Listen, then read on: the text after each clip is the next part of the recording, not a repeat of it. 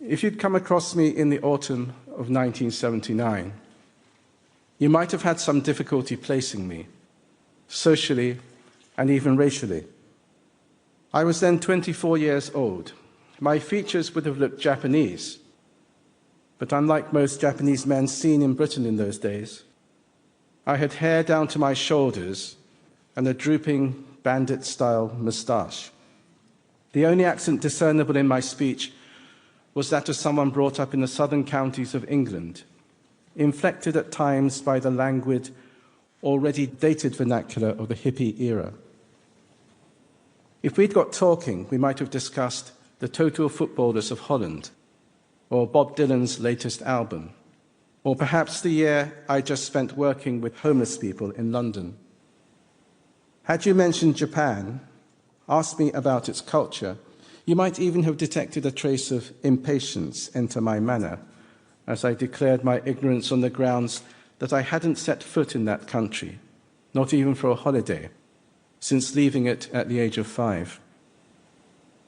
That autumn, I'd arrived with a rucksack, a guitar, and a portable typewriter in Buxton, Norfolk, a small English village with an old water mill and flat farm fields all around it. I'd come to this place because I'd been accepted on a one-year postgraduate creative writing course at the University of East Anglia. The university was 10 miles away in the cathedral town of Norwich, but I had no car, and my only way of getting there was by means of a bus service that operated just once in the morning, once at lunchtime, and once in the evening.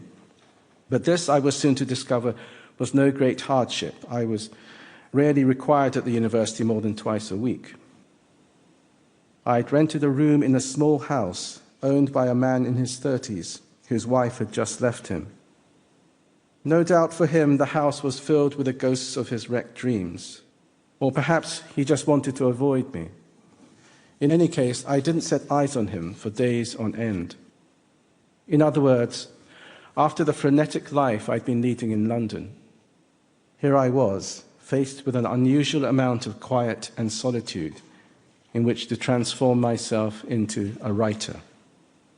In fact, my little room was not unlike the classic writer's garret.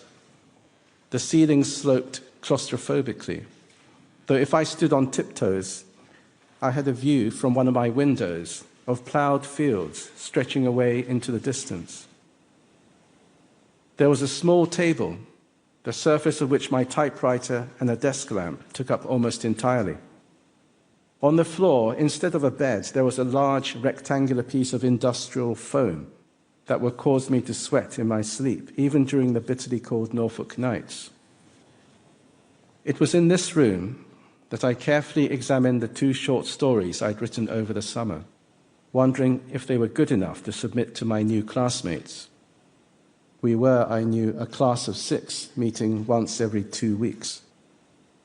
At that point in my life, I'd written little else of note in the way of prose fiction, having earned my place on the course with a radio play rejected by the BBC.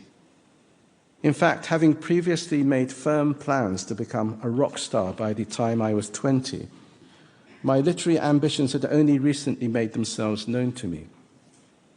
The 2 stories I was now scrutinizing had been written in something of a panic, in response to the news that I'd been accepted on the university course.